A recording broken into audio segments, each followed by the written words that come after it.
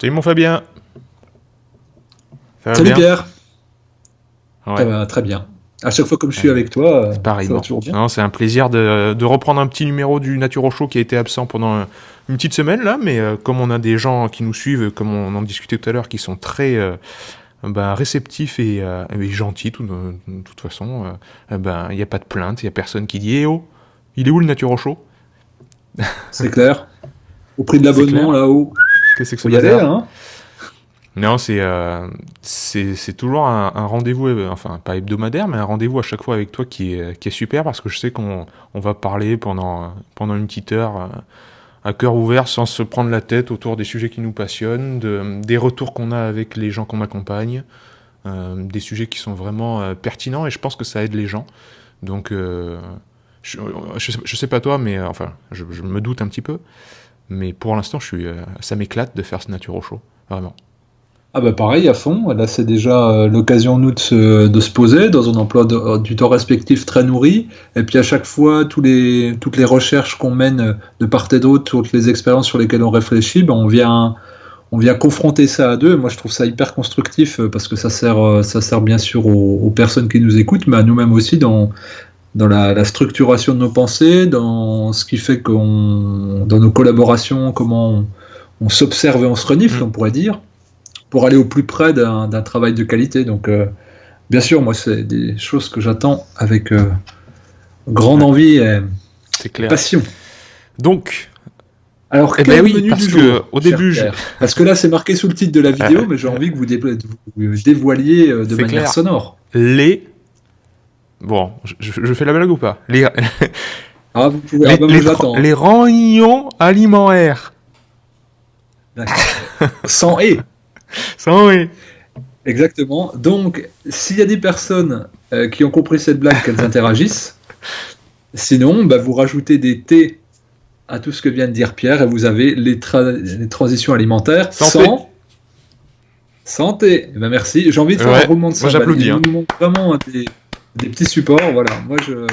Et quand on commence à applaudir Ouais, ses c'est qu'on propres est bon. blagues, C'est là, qu'on c'est n'est qu'on pas a loin bu. Donc là, moi, Laurent Ruquier ou Patrick Sébastien sont à deux pas là. Ouais. Ouais. réunis. Réunis. Prochain Voilà. next level. Non mais c'était. Alors j'ai envie de te dire, avant de te lancer dans une carrière humoristique, est-ce qu'on pourrait voir ce que tu entends par transition Mais oui. alimentaire santé? Parce que c'est un petit peu vaste quand même ce sujet-là, ça revient souvent Ouais. sur le tapis. Alors comment toi tu l'aborderais et qu'est-ce que tu entends par là? Bah écoute, c'est vrai que je t'avais proposé le thème du jeûne parce que tu es en plein dedans et que tu es notre spécialiste français du jeûne, mais toi tu es arrivé, tu t'es dit non mais j'ai l'impression qu'il y a un thème qui revient de façon plus récurrente dans les commentaires des gens, c'est le thème des transitions alimentaires, comment changer, etc. Et Ouais, c'est vrai que bon ben en tant que thérapeute, généralement on vient nous voir pour changer quelque chose dans sa vie et très généralement c'est autour de la bouffe. Donc les gens veulent faire des changements dans leur quotidien, dans leur hygiène de vie, et très souvent ils arrivent avec des attentes par rapport à nous, c'est qu'est-ce qu'il faut manger, qu'est-ce que je dois manger. Alors ça déjà, rien que cette question-là, on pourrait en parler pendant 30 minutes, tellement elle n'est pas pertinente, ouais. mais la transition alimentaire, pour moi, déjà, j'aime bien, à chaque fois que j'ai l'impression qu'on fait un nature au chaud, j'ai l'impression de toujours commencer par ma conclusion en fait. Mais ma conclusion du truc, c'est que déjà, elle est perpétuelle. Il faut bien comprendre que dans la vie dans un organisme vivant, tout est cyclique, tout revient. Il y a 4 saisons, mais vous connaîtrez plusieurs étés, plusieurs printemps. La nourriture locale va changer. Il y aura des fruits de saison, des légumes de saison. Le Le climat climat change change, même. votre âge change, votre physiologie change. Vous mangez pas la même chose quand vous avez 80 ans que quand vous en avez 20. Euh, Les les activités activités physiques, physiques, les types de ben ouais, travail. les blagues que vous faites, non, je rigole. Non, mais il y a plein de facteurs qui vont évoluer au cours de votre vie, qui vont faire que la transition alimentaire, en fait, elle va se faire perpétuellement. Tout le temps, vous allez évoluer autour de votre alimentation. Donc, ce qu'on entend par là quand on nous pose la question, et quand on parcourt un peu Internet, ça veut dire trouver une étape intermédiaire vers du mieux, quoi, vers un truc qui se voudrait être une alimentation vraiment saine, entre guillemets. Et là, derrière saine, eh ben, il va falloir qu'on définisse pas mal de choses. Euh, Voilà comment je définirais ce terme de transition alimentaire. Et toi, comment tu vois la chose? Eh ben, de la même chose que toi, et en fait, plutôt que de dire qu'est-ce qu'il faut manger, c'est de dire qu'est-ce qui est parasitant sur le ressenti. Puisque, en fait, le thérapeute, lui, il va être en qualité d'éducateur de santé, puis de dire, de toute façon, c'est toi qui as la clé de ton alimentation. Nous, on peut voir, parce que là, des fois, le chemin est long pour certains d'entre nous, pour se reconnecter un petit peu à ses besoins. Il y a beaucoup de parasitage intellectuel, des fois de parasitage physiologique. Et ben, moi, mon approche, c'est plutôt de dire, on va déjà supprimer ce qui est toxique. On ne sait pas ce que tu dois manger. Par contre, on peut déjà avoir des certitudes sur ce qui ne devrait pas rentrer dans ton organisme. Et partant de là, vu que c'est des aliments qui sont toxiques aussi bien pour la physiologie que pour le ressenti, par exemple les aliments industriels, les aliments raffinés, le grignotage, les aliments surcuits, les aliments dénaturés, bourrés d'additifs, etc., etc. Déjà, quand on enlève ça, on va avoir un peu plus de ressenti olfactif. On va avoir un peu plus de toucher avec les aliments, parce que si on prend plus des plats préparés mais qu'on touche les aliments, on va voir quand même ce qui nous convient ou pas, enfin ce qu'on aime ou pas. Et déjà, moi, c'est de déblayer un petit peu. C'est comme, je peux pas sortir de chez moi parce qu'il y a plein de neige, et il y aura toujours plein de neige, mais on va dégager une allée pour au moins se rendre quelque part. C'est vraiment cette notion de désinformation physiologique avec les mauvais aliments, puis en même temps enlever certaines croyances. Par exemple, il faut 4 produits laitiers par jour. Il faut des féculents à chaque repas. Il faut 2 fois des produits carnés par jour. Déjà, c'est d'enlever ces choses-là en disant si on ne respecte pas ce que la diététique officielle recommande, ce n'est pas grave et on va pas tomber en carence si on mange 2 au lieu de 4 produits laitiers. C'est déjà, moi, je dirais, c'est enlever plutôt que commencer à ajouter. Ouais. Créer un espace, en fait, créer un espace de travail commun. C'est sûr que si on prend tout ce qui se fait dans le monde de la diététique, tout ce qui se fait autour des régimes, etc., je pense pas qu'il y en ait un seul qui dise allez manger tous les jours fast-food.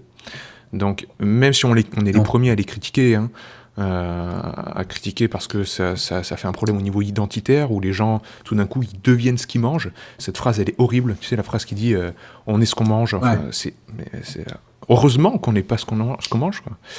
Ah moi je suis une courgette, j'ai mangé une bonne courgette aujourd'hui. D'ailleurs, je t'ai souvent dit que t'as une tranche de navet, mais bon. Ouais, c'est vrai. Non, mais voilà, c'est pour dire qu'à quel point c'est réducteur de dire ça et que c'est faux. Mais oui, on peut déjà tabler, comme tu dis, dans une première étape, être d'accord là-dessus que il faut avoir une base de connaissances et bien se rendre compte à quel point certains aliments sont vraiment toxiques parce que industriels, raffinés, transformés, etc. Et ça, oui, ça passe par peut-être un travail de pédagogie, de transmission, plutôt que d'enseignement Ce terme-là, il me semble toujours un petit peu bizarre parce que j'ai l'impression qu'il y a un rapport de hiérarchie entre les personnes, mais j'aime bien celui de transmission. Et donc là, le thérapeute, il transmet le fait que certains aliments peuvent être vraiment toxiques et néfastes pour la santé à des personnes peut-être qui n'en ont jamais entendu parler. Je voyais un reportage hier sur le jambon. Alors, même si Caradoc il dit le jambon est la joie de vivre, de nos jours, évidemment, dans les produits raffinés, etc., c'était un reportage sur les nitrites en fait qu'ils utilisent pour la conservation du jambon. Oui, pour la couleur rosée. Et ils interrogeaient les gens dans la rue après, un micro-trottoir, et ils posaient la question à un monsieur, il disait, voilà, dans le jambon, de nos jours, il y a du nitrite, etc. Et la personne disait, ah oui, alors si je peux pas manger de jambon, qu'est-ce que je vais manger ? C'est vraiment, c'est une impasse, c'est-à-dire, il n'y a rien d'autre. En fait, il y avait une étude qui avait montré, justement, là c'est pile poil là-dessus, c'est un individu moyen adulte, il tourne entre 8 et 12 repas sur toute sa vie d'adulte. 10 menus types, une dizaine de menus types. C'est-à-dire c'est hyper restreint. Et donc souvent quand on dit mais si j'enlève ça, mais je vais rien manger, c'est dire oui mais tu enlèves un aliment, mais potentiellement tu peux en rajouter 15 ou 20. Et déjà c'est pour ça que je disais créer un espace vide, c'est-à-dire mais qu'est-ce que je vais faire avec le jambon si j'enlève pas le jambon. Et il y a beaucoup de parents avec les enfants où c'est comme ça, c'est coquillé de jambon beurre. Ketchup, et c'est le grand classique, mais si je donne pas ça, mais qu'est-ce qui va se passer? Si j'enlève les petits pois carottes, qu'est-ce qui va se passer? Et là, on pourrait leur dire, mais regarde le rayon alimentation des supermarchés, c'est gargantuesque ce qu'il y a comme solution, que ça soit au rayon frais ou pas, même, ou sous vide ou congelé. Mais c'est simplement qu'on On a un formalisme simplement parce qu'on est la résultante d'une culture familiale où on répercute par mimétisme ce qu'on a mangé dans nos environnements, c'est-à-dire dans la famille, à l'internat, dans les écoles, si on mange le midi à l'école. Enfin voilà, mais en gros, il y a très peu d'occasions de s'ouvrir. Et on est et puis vu qu'il y a un affect sur la nourriture, on veut quelque part pas changer parce que c'est quelque part se Mhm. déshonorer. Puis manger le petit gigot de maman, puis manger la purée qu'on mangeait le dimanche en famille, etc. Il y a tout un affect sur la nourriture, et dès l'instant qu'on bouge, on a l'impression que tout va s'effondrer. Et on le remarque assez souvent, puis on va rarement vers ce qu'on ne connaît pas. Alors Hein. pourquoi tu On penses va dire, que... moi les légumes, j'aime pas. Non, je Oui. voulais juste dire pourquoi tu penses que ces personnes-là sont déstabilisées par rapport à un changement d'alimentation. Ah ben, vous êtes le spécialiste de l'hormèse, donc je devrais Ben, dire je en veux fait, t'amener c'est là-dessus, c'est pour le ça. fait, le fait, voilà, bah, c'est ça, c'est de se dire, j'enlève, on va dire, on se construit bon an mal an sur toute une existence avec des petites cales là pour pas trop que ça branle et puis que ça tombe. Et puis, on dit, bah, là, si je m'enlève cette cale là de cet aliment là qui est hyper présent dans mon quotidien, bah, je vais m'effondrer. Et si c'est pas moi, c'est au moins mes valeurs et mes croyances. C'est-à-dire, le jambon m'a toujours dit qu'il y en avait besoin. On m'a toujours dit qu'il fallait des féculents à chaque repas. Et là, si on parle sur les sportifs, c'est décuplé cette peur-là. Et donc, quelque part, de pas tenter le challenge, d'essayer autre chose, ne serait-ce que temporaire. De dire, bah voilà, bah, cette semaine, je vais pas manger de pain. Voilà, ça, c'est un truc de dingue. Il y a des personnes qui sont en perte de repère, alors on leur explique que nutritionnellement, ça n'apporte rien, mais c'est quand même le truc où les tartines du matin, le pain pour pousser la sauce le midi, et puis le morceau de fromage avec le soir, on va dire, c'est des repères. Et si on enlève ces repères-là, ben, on a plus de Mhm. consistance quelque part. Et si on le présente pas comme tu le fais avec le jeu de l'hormèse, de dire, ben, on va voir ce que ça fait, puis quelle place ça occupe véritablement. Si c'est pas nutritionnel, qu'est-ce que ça vient occuper?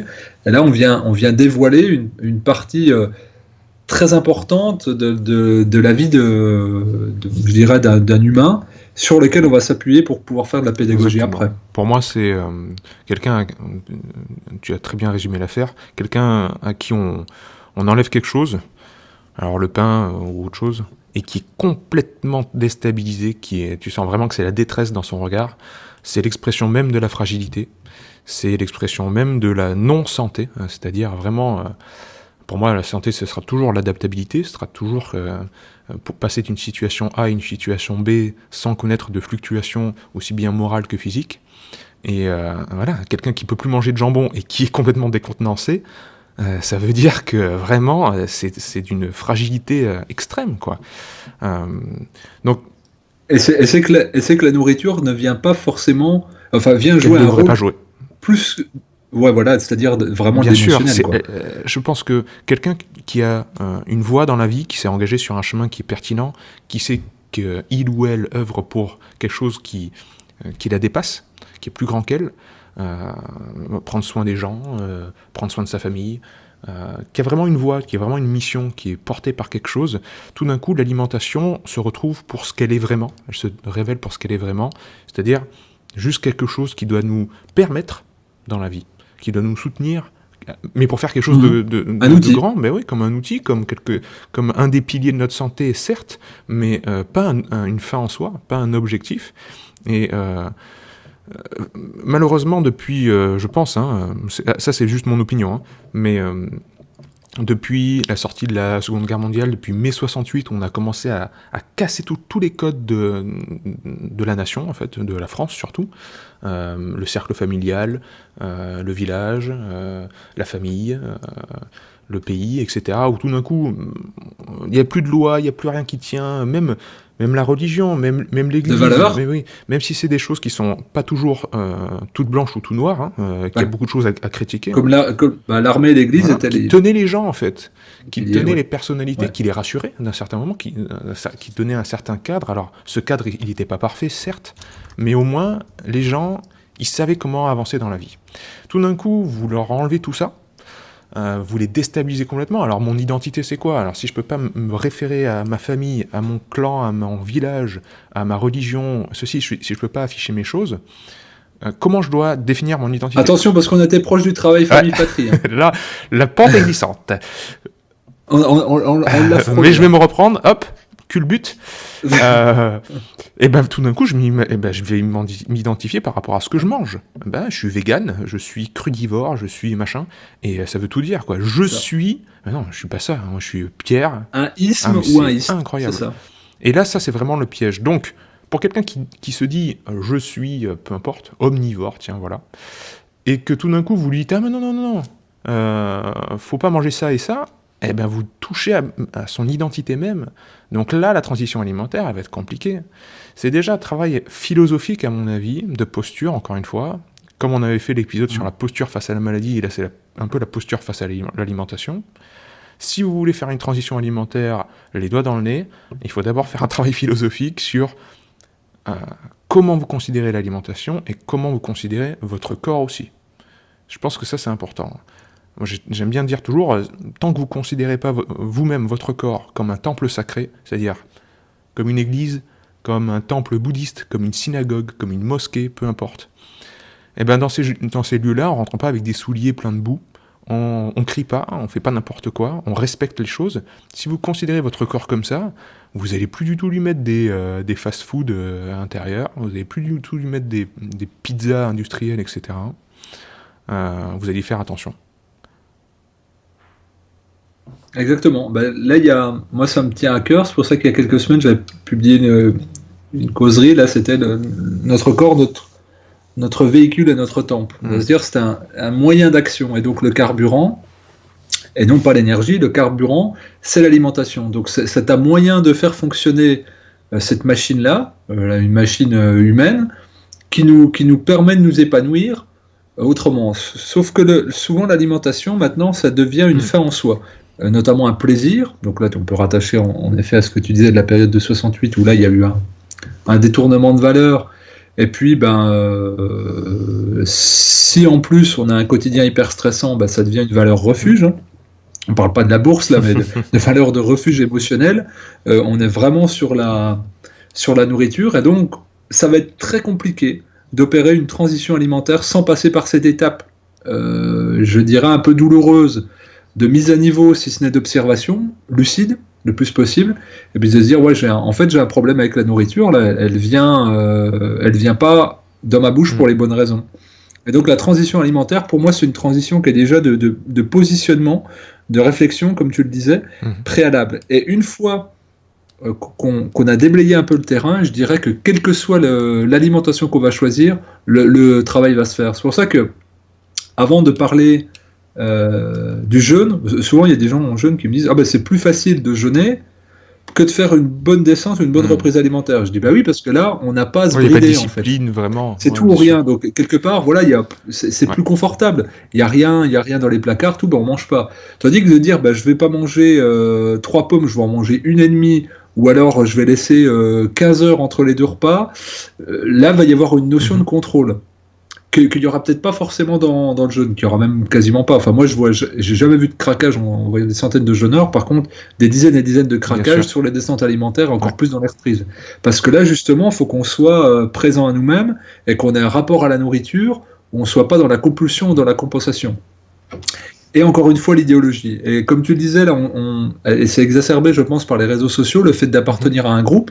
Alors, vu qu'il y a un désintérêt relatif pour la politique, ou on va dire les sujets dominants dans la société, eh bien on se regroupe en ismes, donc végétarisme, végétalisme, véganisme, crudivorisme, paléo, sénialisme, ou que c'est hygiénisme, et donc voilà, on s'étiquette. Mais du coup, cette étiquette-là, si elle peut nous aider pour se conformer au groupe, de la même façon qu'on va se forcer à fumer, même si ça tousse et ça irrite, pour appartenir à un groupe, on va trouver une motivation là-dedans. Mais le problème, c'est que si on doit opérer une transition alimentaire parce qu'à un moment donné, ça ne nous convient plus, il va falloir maintenant s'extraire du groupe. Et quelque part faire chevalier seul, alors que c'est ce qu'on devrait faire tout le temps. On est toujours seul. Alors si on se regroupe avec d'autres personnes, c'est intéressant pour mutualiser des infos, puis le but c'est pas d'être seul contre tous, c'est pas ça l'objet. En revanche, si on se définit trop fortement, on va devenir plus qu'une personne, une idéologie. Généralement, on va faire du prosélytisme. Hein. Et là, on rejoint l'onglet politique. Et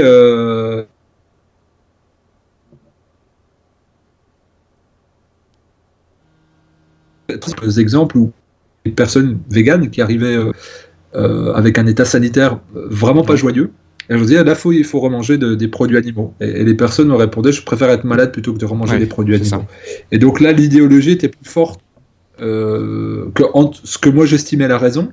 Et donc, c'était plus possible de collaborer. Je dis, bah là, ça va être compliqué. Il m'a dit, bah, qu'est-ce que je peux faire d'autre? Est-ce que vous avez un complément alimentaire qui soit évidemment vegan? Je dis, non, là, ça va répondre à des besoins très spécifiques. Et c'était dur, ça fait mal, parce que là, pour le coup, on n'a pas trop de place pour faire de la pédagogie et même d'intervenir, parce que c'est refermé à double ou triple tour. Et ça pourrait être sur d'autres choses, hein, de la même façon que la personne qui vous dit, bah moi je suis française, je respecte les traditions, donc moi c'est du rouge, enfin quelqu'un qui a des crises de goutte par exemple, le vin est important pour moi, la charcuterie très importante, le pain aussi, puis en fait on n'a pas de levier pour agir. Et donc, si on veut opérer une transition alimentaire, mais qu'on n'est pas au clair sur son rapport à la nourriture et son rapport à l'autre, parce que socialement, on va changer son image, hein, son comportement, ça va être compliqué de mettre ça, et c'est ça qui sera le plus dur. C'est la perception de l'entourage et de la société sur nos changements qui va induire qu'on ait des freins ou qu'on puisse mettre le pied sur la pédale d'accélérateur. Je pense que c'est essentiel, cette première étape philosophique et de posture, comme on dit, face à tout ça, face à déjà être au clair avec soi-même par rapport à sa relation avec la nourriture. Et une fois que, voilà, imaginons, une personne vient te voir pour une consultation et tu sens vraiment qu'elle est claire. Tu sens vraiment qu'elle a passé cette première étape-là par rapport à la nourriture et elle te demande conseil, elle te dit, bon, bah voilà, maintenant, qu'est-ce qu'il faut que je fasse ? Qu'est-ce qu'il faut que je mange ? Est-ce que vous pouvez me guider, etc. Ouais. Qu'est-ce que seraient les premiers conseils que tu lui donnerais ? Donc là, tu essaies de gratter une séance, en fait. Bah ouais, parce que je suis un peu perdu. Je suis entre la pâte à tartiner, goût noisette. Je t'ai vu manger chez moi, hein, je te rappelle. Donc je peux balancer. Est-ce que manger 5 kakis, c'est meilleur que manger 6 kakis ? Parce que je suis pas trop sûr, vous comprenez ? Alors, ça dépend de la taille du kaki. Déjà, monsieur, je peux déjà vous être affirmatif là-dessus. Non, alors, la première chose, c'est de dire, est-ce qu'il te semble que tu as suffisamment de calories ? Parce que c'est ça, en fait, le truc. Et puis, déjà, c'est de voir ça. Et puis, de dire, pourquoi tu veux changer d'alimentation ? Alors, souvent, il y a deux raisons dominantes. C'est le poids. Et c'est minime, mais surtout pour une problématique de santé. Et donc là, on va pouvoir se servir de l'alimentation comme outil. Et moi, je travaille en essayant en accord sur 75%. C'est-à-dire 75% où je vais échanger avec la personne, puis on va toujours tourner autour du même schéma. C'est si la personne a les intestins réceptifs, maximum d'alimentation crue, on va dire avec beaucoup de végétaux, des légumes de manière abondante. Et puis les fruits, si ça passe, et s'il y a la possibilité d'oxyder les acides faibles facilement, et puis après de mettre les choses les plus fraîches, vivantes et biologiques qui soient, pour vraiment amener des nutriments. S'il y a des personnes qui ne sont pas habituées aux légumes, qui peuvent en prendre, ou qu'une petite quantité, là c'est de leur dire de la cuisson, puis de l'assaisonnement judicieux, voire des jus de légumes pour un petit peu se mettre les papilles en éveil, et puis directement de transiter sur un jeûne intermittent, quelque part pour, si c'est pas déjà fait, casser un schéma de dire il faut 3 repas par jour. Et là, c'est de dire quel est le repas le moins important pour toi, ou alors quel est le repas le plus important. Ça va dépendre de la personnalité, si les gens voient le verre à moitié vide ou à moitié plein, et puis de dire si toi le petit-déj t'as jamais trop faim, eh ben on va le virer, comme ça tu arriveras le midi, sans doute avec un appétit plus développé, ou au-delà des conseils qu'on va pouvoir prodiguer, toi tu auras un instinct fort, et tu vas contacter une vraie satiété. Et donc moi c'est plutôt généralement ce que je peux conseiller encore à 75%. Donc c'est vraiment des crudités de saison, biologiques, le plus fraîches possible. Ensuite des légumes qui peuvent être cuits ou crus, mais ça peut être un peu cuit. Et puis après, c'est de faire des rotations avec ce qui se passe de saisonnier. Par exemple, en ce moment, qu'est-ce qu'il y a? Il y a des châtaignes. C'est magnifique, les châtaignes. C'est des petits amylacés. Il y a des panais. Il y a des patates douces. Va y avoir des légumes racines comme la carotte. Va y avoir les courges. Et donc ça, on fait tourner, on crée des rotations. Et puis, on va mettre en tournant, eh bien, des produits animaux si la personne se sent l'appel, ou si nous on constate qu'il y a, et puis par contre de prendre des choses de très bonne qualité, donc les œufs, par exemple, et puis de dire à la personne qu'est-ce que toi tu sens comme besoin sur des produits animaux. Et là c'est intéressant parce que c'est hyper variable. Et il y a des gens qui vont avoir une grande réceptivité aux poissons, et d'autres aux viandes très brutes. Et c'est de les inviter à expérimenter, mais pas avec la tête ou les peurs. Et moi, je suis assez surpris de voir ce qui se passe physiologiquement. Et il y a des personnes qui arrêtent. Des fois, c'est temporaire, des fois, c'est plus long. Les produits animaux, parce qu'ils sentent que c'est plus bon pour eux sur cette période-là de transition alimentaire, encore une fois. Et donc, le soir, c'est de remettre le plus simple possible. En fait, j'essaye de dire... on suit un peu le cycle du soleil, c'est qu'on a déjà une activité le matin, on va en avoir une l'après-midi, et bien ce zénith-là du midi, c'est là où doit être le repas principal, et après le soir, tu avais fait une vidéo, je crois que sur la glande, le système glandulaire et le fait de manger au-delà de 18-19 heures, et voilà, c'est en gros d'avoir un éveil tranquille, et d'avoir un coucher tranquille, et là où on a tout le potentiel, tout le feu digestif, et toute l'activité enzymatique, c'est vraiment le midi. Moi, je concentre déjà cette activité-là. Alors après, le souci, c'est que c'est le midi. Du coup, c'est le seul moment où je suis pas chez moi. Je suis au travail ou à la cantine. C'est toujours là le plus compliqué. Et là, justement, moi, je prends cet espace-temps-là du midi qui est le plus contraignant pour en faire quelque chose de constructif. C'est de dire, par exemple, tu te prépares à manger. Ah oui, mais il y a un micro-ondes juste pour chauffer. Non, on va pas utiliser le micro-ondes.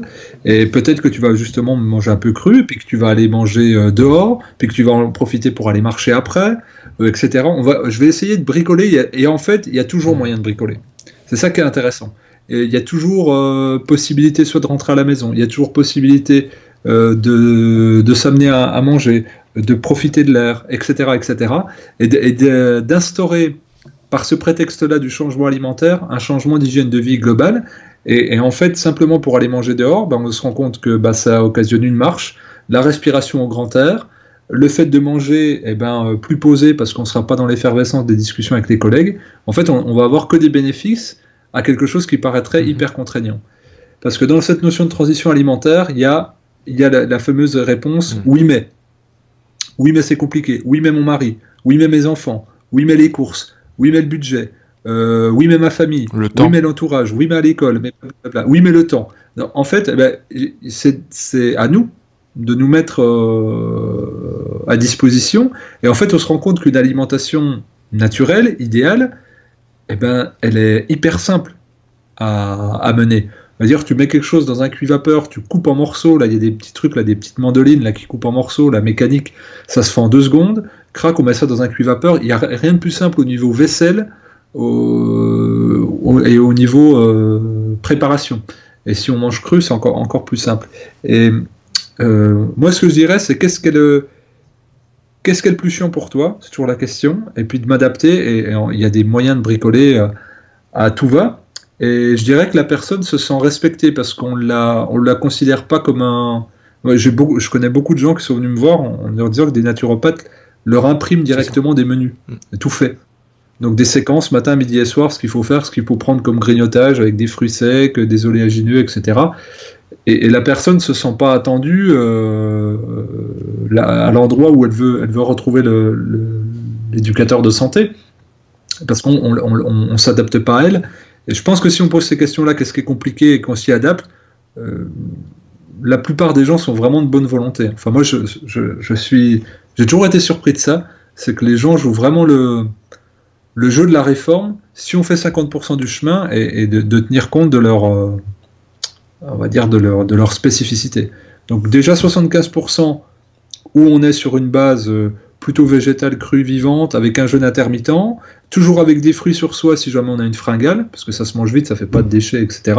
Et puis après, les 25%, ils sont mis pour, je dirais, l'exploration individuelle.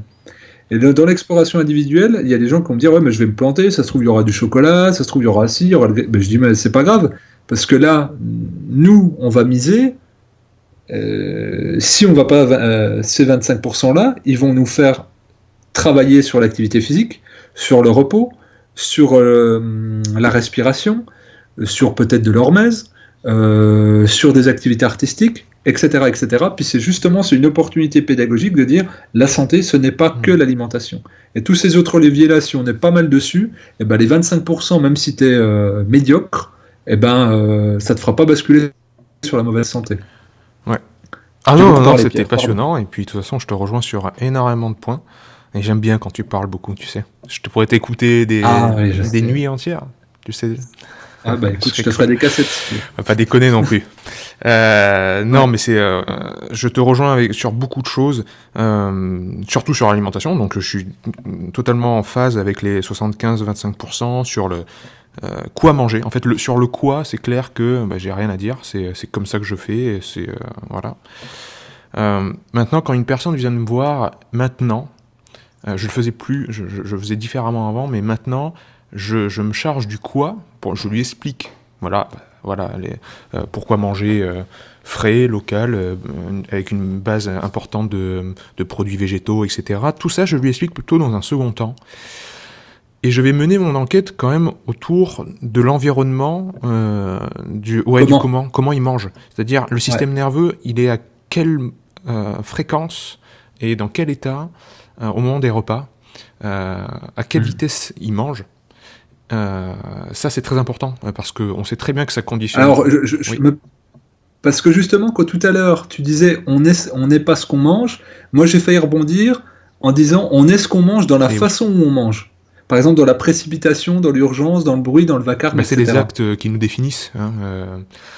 Il y a une très belle phrase qui dit c'est pas nos qualités qui nous définissent, c'est les actes qui donnent de la valeur à nos qualités. Donc c'est pas le quoi, c'est le comment on fait les choses, toujours qui est plus important. Et on sait très bien que même on l'a tous, je pense, testé. S'il y a un repas qui approche, c'est bientôt midi ou c'est bientôt 20h, j'en sais rien, et tout d'un coup vous recevez une mauvaise nouvelle. Vous aviez faim, mais vous recevez une mauvaise nouvelle, ça vous coupe complètement l'appétit, c'est impossible de manger. Ouais. Et imaginez bien que si vous êtes hyper tendu, stressé par le boulot, et que sur ça, parce que c'est la pause de midi, que c'est obligatoire de manger à midi, et que vous mangez dans cette condition-là, là ça va être compliqué. Là, la digestion, elle va vraiment se faire partiellement, et une digestion partielle au niveau de la santé, c'est pas tip-top, surtout sur le long terme. Donc là, on n'est pas bon.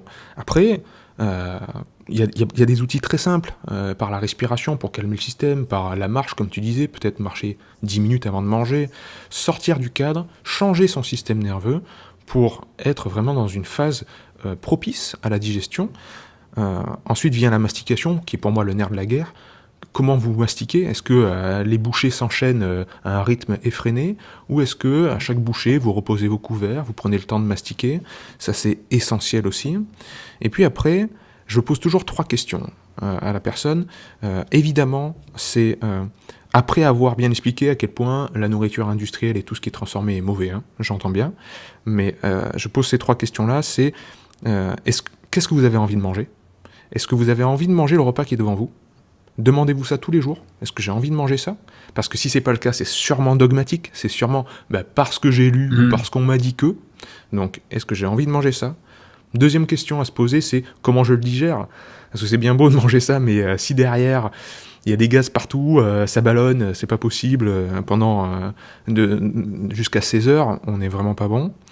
Et dernière question, quels sont mes niveaux d'énergie en sortant des repas ? Est-ce que, par exemple, pour le repas de midi, est-ce que ça me permet de continuer mes activités, ou est-ce que j'ai vraiment besoin de faire une sieste pendant une demi-heure, parce que ça me plombe et que je suis cassé par ma digestion ? Si on répond à ces 3 questions-là, même si la composition de l'assiette n'est pas parfaite, franchement, on a fait un grand pas. Si j'ai envie de manger ça, je le digère bien et j'ai une super énergie après. Si une personne Clairement. arrive et qui me dit ça, je vais pas m'amuser à mettre mes gros doigts dans l'équation, à commencer à dire ah mais non, mais vous savez la compatibilité alimentaire des glucides avec les non, non. Je vais pas trop toucher parce que apparemment ça se passe plutôt bien. Il y a sans doute d'autres Mm. choses à voir du côté psychologique, du côté émotionnel, du côté de l'exercice physique, des techniques de respiration. On peut jouer sur tout un tas de choses qui sont au-delà de ça.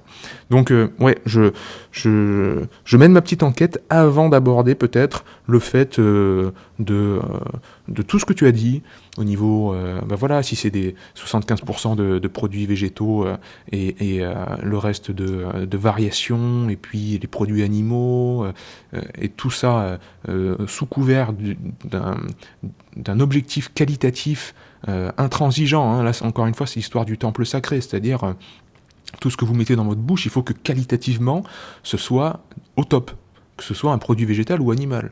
Là, il faut vraiment être au clair, et il faut être intransigeant encore une fois. C'est pour ça que j'avais fait une série de vidéos sur comment lire une étiquette avec Guylaine Gerbert, pour vraiment pas tomber dans certains panneaux, comme le monsieur qui veut pas manger le jambon parce qu'il a pas encore compris que les nitrates, etc., c'est vraiment pas bon pour la santé. Voilà. Côté qualitatif, je te rejoins totalement. Et puis, moi, il y a un exercice que je recommande souvent, c'est de dire, vu qu'on mange beaucoup avec nos émotions, elle t'a dit c'est quoi le meilleur moyen pour stériliser ses émotions avant de passer à table. Et donc, notamment pour les gens qui ont des problèmes d'hyperphagie, de boulimie alimentaire et qui ne sentent pas la satiété, eh bien la cohérence cardiaque, ça c'est Oui. magique. Vraiment, vraiment magique. C'est 5 minutes. On prend l'application et au moment où on prépare le repas, on le fait. Et il y a des gens pour qui je le dis avant de faire les courses même. Et comme ça, ben, en fait, on retrouve, tu parlais de système nerveux, un équilibre nerveux entre le sympathique et le parasympathique. Et on se présente devant l'aliment ou devant son On lui assiette dit bonjour. pour de la nutrition. Les gens lui disent bonjour. Première chose. Bonjour, cher chou-fleur. Difficile Voilà. à dire ça. Et ensuite, quelle belle carotte. Et ensuite, on va manger dans un calme intérieur relatif. Il y aura moins d'effervescence, il y aura moins de crispation, puis on sera moins happé. Et en mastiquant suffisamment, ben, on va sentir la satiété. Et ça, c'est toute une éducation. Alors évidemment, c'est pas là-dedans. Il y a encore beaucoup de personnes qui mangent en regardant la télé et sans regarder leur assiette, et puis qui mangent le contenu de l'assiette. Alors si l'assiette était 2 fois plus grosse, il y aurait peut-être 2 fois plus de nourriture, on la mangerait pareil. Et c'est ça qui est, je dirais, la base au départ. C'est comment on se met à table, pourquoi on mange et est-ce qu'on a faim. Il y a aussi cette question-là, c'est souvent il y a des gens qui me disent mais oui en fait j'ai pas faim quand je passe à table. Oui mais si je saute le repas je vais avoir faim après. Là, on dit mais avons-nous déjà fait cette expérience? Bah non mais là c'est sûr, puis si ça m'arrive au boulot en plus, bah en plus quoi, puisqu'on n'a pas tenté. Et c'est là où justement moi je demande aux personnes de prendre les fruits et pour un exercice un peu pédagogique, de dire bah, vous ne mangez que quand vous avez faim, vu que les fruits ça se mange à peu près partout, puis personne va faire de mauvaises remarques si on mange un fruit, c'est pas comme si on sortait la gamelle avec les couverts. Et bien souvent les personnes disent bah, je suis surpris parce que j'ai tenu jusqu'au soir, j'ai attendu ça, puis ça gargouillait dans le ventre, j'ai entendu 10 minutes, ça n'a pas gargouillé, donc ça se trouve c'est pas de la vraie faim monsieur. Je sais pas à votre avis. Si c'est passé, ça devrait être décuplé cette faim-là. Et donc là ça permet d'aller plus loin de séance en séance et de transiter vers justement quelque chose où on est débarrassé de ses peurs. Parce que oui, je vais avoir une chute de glycémie, je vais pas pouvoir aller au sport, en réunion je vais pas tenir, je vais dormir, etc., etc., etc. On dit que, et je trouve de passer plutôt par ces questions-là que tu nommais, plutôt que par des certitudes, eh bien là on fait une vraie belle transition alimentaire, c'est-à-dire avec une fenêtre de tir hyper large, quoi. Oui, c'est inclusif, et puis, surtout on a le pourquoi de la personne. Voilà, parce qu'on va arriver à déceler le pourquoi de sa venue et surtout sa relation avec elle-même, parce que certes, il y a des gens qui le savent pas. Si on reprend encore l'histoire du monsieur qui sait pas qu'il y a des nitrates dans le jambon, c'est une chose. Il y a beaucoup de gens qui ont... C'est un manque de connaissances, hein, c'est vrai. Manque d'informations, sans doute. Et là, bon, c'est très pertinent d'arriver avec notre expérience de thérapeute. Mais il y a aussi des gens, et je pense que c'est même la majorité des personnes, Comme on dit souvent dans l'anamnèse, les personnes font les questions et les réponses. Quand on reçoit quelqu'un, il suffit de laisser parler la personne pour qu'elle vous fasse les questions et les réponses. Si vous lui dites non mais tu sais ça là, ce que tu manges, c'est peut-être pas très bon, et la personne dit oui je sais. Ou sinon la personne elle vous dit tout de suite je mange ça mais je sais je devrais pas. Donc en fait elle sait déjà. Ouais. Mais donc ça, on revient au point de vue émotionnel. Alors elle le sait. Vous le savez, mais vous le faites quand même. Donc, qu'est-ce que ça peut nous dire ? Et là, il y a un gros truc. Il y a un gros truc qui s'appelle pour moi l'auto-sabotage. C'est-à-dire, il y a des choses dans votre vie, je dis vous, hein, mais ça peut être n'importe qui, il y a des choses dans votre vie qui sont pas réglées. Pourquoi tu me vois déjà ? Je vais te dire toi, Fabien. Il y a des choses dans ta vie, non, je rigole. Ouais. Il y a des choses dans la vie de la personne qui sont pas réglées. Peut-être que c'est la discussion qu'elle devrait avoir depuis 10 ans avec son conjoint, ou avec sa conjointe, avec sa femme, avec son père, avec que sais-je. Peut-être que c'est le fait qu'elle n'est pas épanouie dans son boulot et qu'elle devrait changer de métier. Il y a des décisions qu'elle n'a pas prises, et donc elle se juge elle-même comme ne méritant pas d'être en bonne santé. Donc elle se punit par manger le pot de pâte à tartiner qu'elle sait très bien que c'est toxique pour elle. Elle le sait. Elle se punit par fumer des cigarettes, etc. Parce que volontairement, elle sait qu'elle n'a pas réglé les problèmes, elle ne mérite pas d'être en bonne santé. C'est de l'auto-sabotage pur et simple. Et alors ça, ça se voit, mais maintenant, gros comme... c'est hyper fréquent. C'est flagrant, mais c'est incroyable. Et quand vous abordez le sujet avec la personne, elle dit « oui, je sais ». Je sais bien que c'est ça, et ça saute aux yeux violemment. Donc cette histoire d'amour-propre, je pense que je bassine tout le monde avec la loi de l'Hormèse et le renforcement, mais pour moi ça joue là-dessus en fait. C'est-à-dire si vous commencez votre journée par une douche froide, petit à petit, ça paraît rien, hein, mais si vous faites ça pendant 6 mois tous les jours, en fait vous allez commencer votre journée par une victoire à chaque fois. Et ça, c'est énorme pour le mental. Ouais. C'est-à-dire, merde, en fait, je suis capable de faire des trucs de dingue. Je suis capable de faire des trucs incroyables. En fait, j'ai de la force en moi. J'ai une force, pas physique, peut-être pas, mais j'ai vraiment une force de décision. Et puis, ce que tout le monde catégorise comme étant quelque chose de pas facile, quoi, prendre une douche froide en hiver, etc., moi, je le fais. Donc, en fait, je suis pas si nul que ça.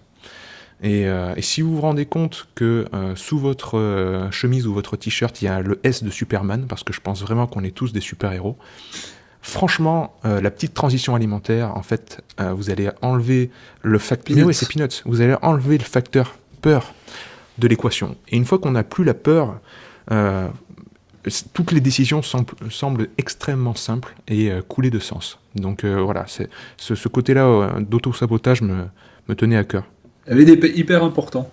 Je rebondis dessus parce que c'est pas pour faire de la pub, mais genre en enregistrant une causerie à début du mois, c'était des jeûneurs qui revenaient jeûner avec moi et ils me reposaient des questions et je savais pertinemment qu'on en avait parlé dans les causeries, et donc je les regarde et je souris. Et il y en a une, elle a déjà jeûné 4 fois avec moi. Je dis mais c'est quoi l'objet là de la... Tu me l'as posé en individuel, en groupe déjà, là tu me la reposes, puis elle baisse les yeux, puis elle sourit. Il est méchant, Fabien, franchement, il fait pleurer les gens et tout. Ah bah oui, il est confrontant. Ah ouais, je suis une ordure, hein. Ça c'est pas une nouvelle. Et après je me suis dit, mais il y a aussi déléguer sa souveraineté à une autorité prétendument supérieure. Alors il y a le bénéfice secondaire, hein, qu'on va tirer de dire de toute façon je suis trop nul, je suis trop qu'une merde, donc ouais je vais foutre la grosse cuillère dans le pot de Nutella. Ça c'est ce que tu présentais. Et je pense qu'en complément aussi on pourrait mettre le fait de déléguer. Combien de fois il y a des gens qui me disent à chaque fois que je mange ça me fait mal au ventre. Vous pensez que je devrais l'arrêter ? Je dis mais est-ce que mon opinion aurait quelqu'un de... Ah oui mais le professeur machin il a écrit dans sa newsletter que le brocoli c'était top, mais moi ça me donne des gaz, j'ai mal au ventre. Et je dis il a écrit une newsletter pour je sais pas, il y a 400 000 abonnés, statistiquement il est possible que tu fasses partie des 0,5% qui ne rentrent pas dans les... Et ça, c'est hyper fréquent. Et donc, là, c'est de dire, j'ai délégué ma souveraineté personnelle au professeur machin à sa newsletter, mais de la même façon que je vais le faire auprès du naturopathe, là. Actuellement, je dis, mais là, tu me demandes de jeter une pièce en l'air, en gros, mais toi-même, oui, non, mais ça me fait vraiment mal. Mais par contre, tout le monde dit que c'est bon. Ou alors, les jus, ça me donne des aigreurs. mais on dit que les jus c'est bon. Ou alors le jeûne, on me dit que c'est super bien, mais moi je suis explosé, je suis pas bien, j'ai des remontées gastriques. Ben, et elle le fait pas.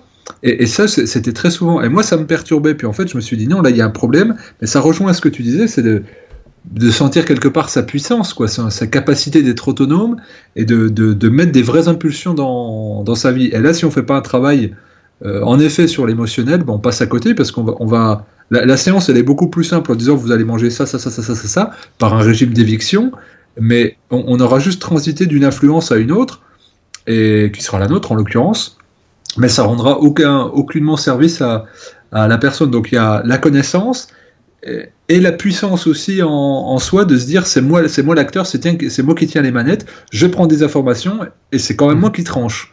Parce qu'on peut se vautrer Bien aussi. sûr. Hein. Mais tu vois, ça donne aussi en plus à la personne, si on lui dit, ben voilà, vous allez manger ça, ça, ça, ça. Comme tu disais, le naturopathe, il imprime un régime tout fait sans même pas écouter la personne. Ça donne aussi une voie de sortie très facile pour le client qui après, ben, ça sera une très bonne excuse. Hein. Il dit, j'ai testé le régime de machin, ça marche pas du tout. Donc si je vais pas bien, ben, c'est de sa faute, c'est pas de ma faute. C'est C'est ça. aussi une très belle excuse et voie de sortie pour lui. Et tu sais, tu te rappelles ce qu'il dit Arthur dans Camelot quand il parle avec sa conscience à propos de Perceval. Je ne sais plus. Tu me Rafraîchissez-moi déçois un la petit peu. mémoire. Je veux dire, je suis un petit. Ah, je suis désolé. Non, Pardon, pardon. devant la cheminée, il y a sa conscience qui arrive, donc c'est lui-même. Ah oui, avec l'épée. Quand il y a l'épée. Ouais. Non, pas quand il y a l'épée, ça c'est avec la Dame du Lac. Là, il se parle à lui-même Ouais. et Ouais, quand il fait la en fait, prière il vient romaine, d'engueuler ça, je sais beaucoup Perceval plus. dans la scène d'avant. Et le soir, il est devant la cheminée, il y a sa conscience qui arrive. Et sa conscience, il a la même tronche en fait qu'Arthur. C'est aussi Alexandre Astier. Et elle lui dit non mais ça va, tu l'as engueulé. Et, le roi Arthur, il dit mais quoi, ça va, il est débile, il est débile. Et la conscience lui dit quelle est Perceval, c'est comme un enfant. Et quelle est la plus grande peur des enfants? Et alors Arthur il dit je sais pas, l'ogre des cavernes, je sais pas quoi. Et la conscience elle dit non, c'est de décevoir leurs parents. Si tu lui dis que c'est un gros nul, il va acter, il va faire en sorte d'être un gros nul et de correspondre à ce que tu lui dis, parce qu'il veut pas décevoir le modèle que tu lui mets dessus. Dans cette société qu'on a décrite, qui est la société actuelle française, où on est en perte totale d'identité, il y a déjà ça, il y a la perte de repères, et il y a en plus le fait que sur tous les médias, on nous dit qu'on est nul, enfin, insuffisant, il nous manque quelque chose. Alors, on n'est pas assez mince, on n'est pas assez beau, on n'est pas assez fort, on n'est pas Costaud. assez, je sais pas, riche. Si on veut être en santé, il faut prendre tous les compléments alimentaires de la planète. On a toujours besoin de quelque chose d'extérieur. En gros, on est nul. En gros, vraiment, l'être humain, s'il n'avait pas 25 béquilles, aussi bien morales que physiques, il tiendrait pas debout. Hein. Ah ouais, c'est une merde, quoi. Ouais. Donc, partant du fait qu'on est complètement décontenancé parce qu'on n'a plus de cadre rassurant, ni par tout ce qu'on a dit avant, la famille, le ceci, le cela, les cercles qui étaient très forts avant, le village, tout ça, qui nous rassurait, eh ben on se rattache aux opinions qu'on entend autour de nous. Donc on veut correspondre au modèle qui nous va. Donc je vais justifier le fait de dire que ouais, moi aussi j'ai le droit d'être faible. Moi aussi, incluez-moi dans le groupe des faibles, des êtres humains qui sont pourris. Eh ben voilà. Donc c'est très difficile avec ce postulat-là de base d'aller vers la pleine santé, de se dire en fait non, j'ai le droit aussi d'être en pleine santé, d'être bien dans ma peau, et de bien me nourrir, de me faire du bien, etc. Parce qu'on sort du lot, on nage à contre-courant. Il y a tout le monde qui nous regarde, il mange une pomme au bureau, il est débile, quoi. Enfin, et on se moque de nous. Enfin, moi, je me rappelle, hein, quand je mangeais des fruits, quand j'étais encore au Japon ou quoi, je croquais dans un fruit. Les gens, ils me regardaient, et je sentais très bien que dans le regard, ce que ça voulait dire, c'est oh là là, comme il se la pète, ou pour qui il se prend à manger une pomme. C'est complètement dingue, quoi. Donc la transition alimentaire, comme pour revenir quand même au... Alors que t'étais juste un Chiracien en Exactement. 95 qui tentait de J'aime s'épanouir, manger des quoi. pommes. Voilà. J'aime manger des pommes. Je suis un mangeur de pommes. Non, mais c'est exactement ça. C'est-à-dire que tout l'aspect sociétal, étiquette qu'on va vous coller sur la tronche, etc., il faut vraiment comprendre que... on s'en fout en fait, hein. C'est pas votre identité, quoi. On se définit pas par ce qu'on mange. Et la transition alimentaire, plus vous allez faire reprendre la place à l'alimentation qu'elle devrait avoir dans votre vie, mieux se passera la transition alimentaire. Plus elle sera transparente vers quelque chose tout simplement de logique. Ouais. C'est vraiment s'extraire du fait qu'on va être catégorisé aussi, parce que c'est ce que tu disais, faut vite être dans une case pour qu'on puisse, je dirais, qu'on construise une opinion. C'est très manichéen.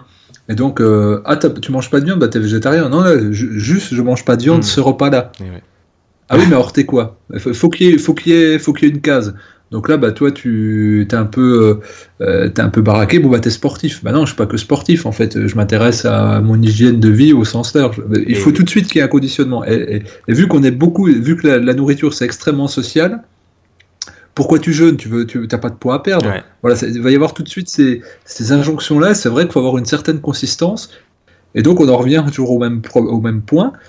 Travailler sur ses émotions et son identité pour avoir une structure pour pas vaciller, parce qu'on peut partir avec les meilleures intentions du monde, la meilleure volonté du monde, on va se faire botter en touche à la première, on va dire, agression verbale, même involontaire, et si on n'a pas un minimum de densité.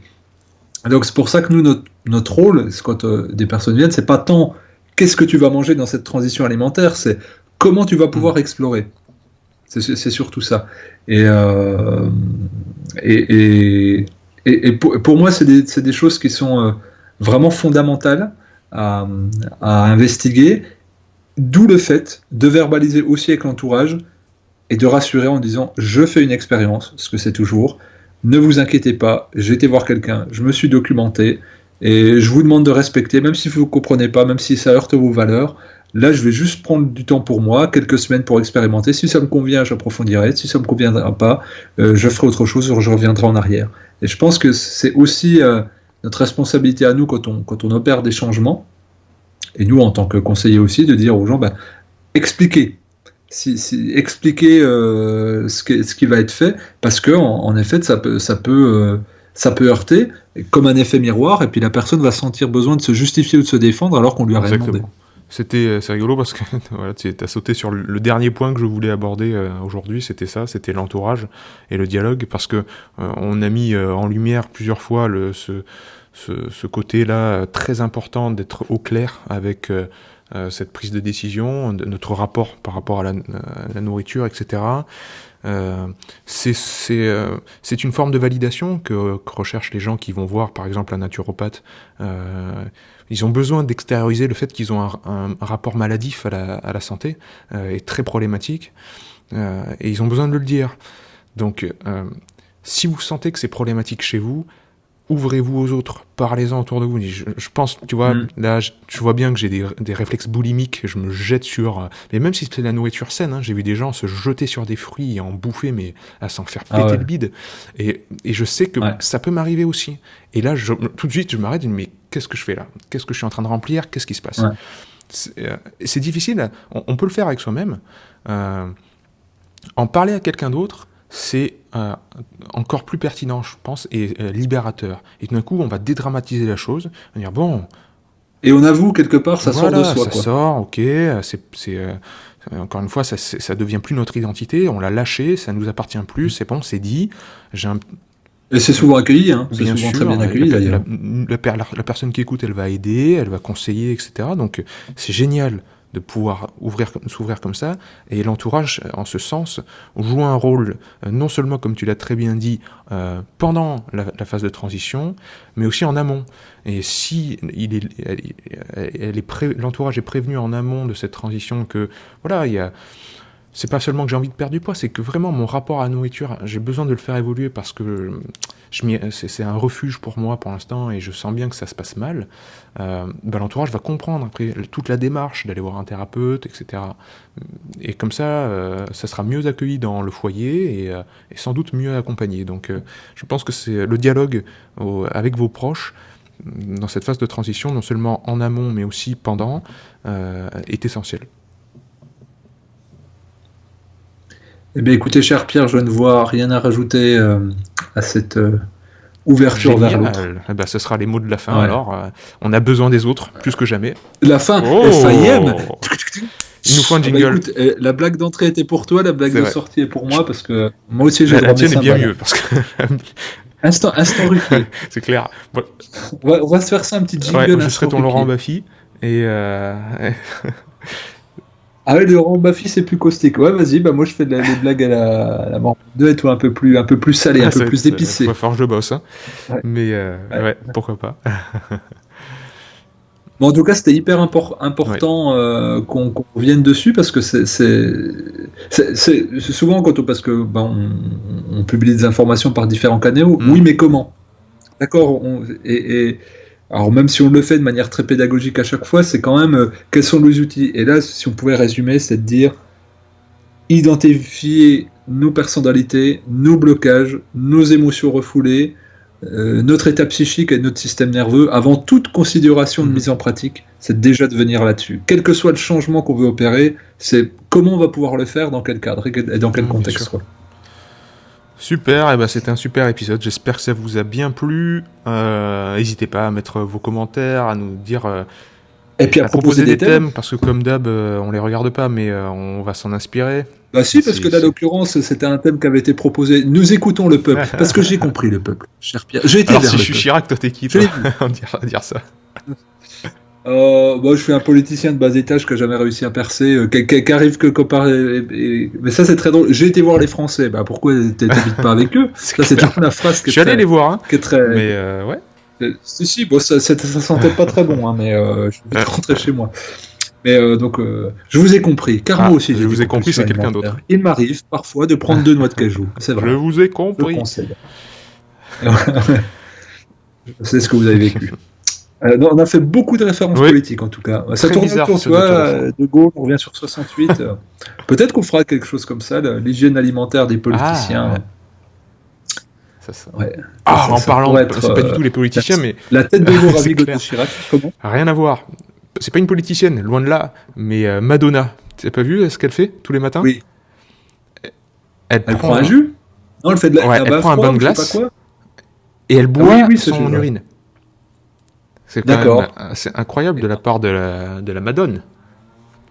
Alors, moi, j'avais entendu depuis plusieurs années que le secret de beauté, entre guillemets, de beaucoup d'actrices, notamment en France, c'était de se démaquiller à l'urine. Ça, je le savais, et aussi de le boire. Ça, je l'avais ouï dire à plusieurs endroits, et c'est vrai que c'est assez en vogue. Alors c'était le juicing, parce que je sais que je retiens pas moi les noms, Rihanna, tout ça je confonds. Je suis un peu largué, hein, comme un vieux schnock. Mais je sais que le juicing, là, faire les jus verts, c'est hyper tendance et tout. Mais je savais pas qu'elle faisait le jus jaune, voilà. Et bon, peut-être que tu vois, elle a connu les conseils de Jean-Louis à distance sur les bains froids et qu'elle s'est dit John Lewis, oh yeah, great man. Jean-Louis. Eh ben écoute, tant mieux, hein, on va dire, moi je trouve, à chaque fois on me dit c'est la mode, je dis oui mais ces gens-là, ils feront beaucoup plus avancer le grand public que nous on pourrait le faire, parce que c'est des leaders d'opinion, donc tant mieux si on s'empare des phénomènes de santé, puis que par mimétisme, ou parce que c'est validé par on va dire un magazine ou autre chose, eh bien je trouve que c'est hyper bien que ça puisse se démocratiser. Puis il y a des gens qui vont arriver à la santé par un aspect people ou esthétique, mais le but c'est qu'est-ce qu'on va contacter quand on est tout seul dans son bain froid, dans sa douche. Là de toute façon on pense pas à Madonna ou on pense pas à son physique, on contacte l'identité intérieure qu'est la nôtre, et il n'y a plus de maquillage, il n'y a plus rien, il n'y a plus d'histoire quand on est dans le froid. Donc vive Madonna. Et vivement le jour où tu vois il y aura un gros YouTuber qui a des millions, un gros gamer, tu vois, qui nous contacte et qui fait une émission avec nous, et là ce sera plus, tu vois, les gamers mangent que des chips et boivent du coca. Ce sera, on arrivera à toucher tous les jeunes d'un coup. Il n'en faudrait qu'un seul, hein. Il faudrait un seul Cyprien. Exactement. Et ceux qui ont des millions d'abonnés, et bingo. Mais bon. Bientôt, on va y arriver grâce au Naturo Show. Pourquoi pas, mais ouais, moi je suis assez assez optimiste. De la même façon qu'ils avaient fait quand même, beaucoup s'étaient groupés pour faire des Et collectes je de pensais à quartier ça. et tout, Ouais. et ça avait marché, mais je trouvais ça génial, quoi, des jeunes de 12-13 ans qui se réunissaient pour enlever tous les mégots de Ouais. leur quartier. Et bien ça, voilà, il suffit d'un tweet, et Ouais. boum, t'as des dizaines de milliers de personnes dans les rues qui ramassent. Et là, on voit ce que c'est. Et là, pour le coup, aucun politique arriverait à le Ouais. faire, ça. Donc, soyons opportunistes aussi sur le fait d'avoir des gens qui ont de l'influence et puis bah, qui ont des partis pris qui peuvent être hyper pertinents pour Bien l'équilibre de la sûr. société. Et ben moralité, partagez le Naturo Et ben Show. peut-être que ça fera l'objet d'un prochain échange et d'un prochain Naturo Ouais, Show, qui ça serait sait. trop bien. Bon, En tout cas, merci à toi merci mon Pierre. Fabien. On se retrouve Ouais. très bientôt, dans 15, Yes. 21 jours, qui sais-je, en tout Ouais. cas avant Noël. Avec peut-être des surprises avant Noël, Euh, mais on verra ça.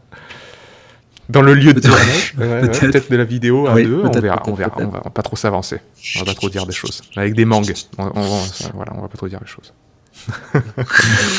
Allez, à Je bientôt pense tout le pas. monde. Bye bye. Bye bye.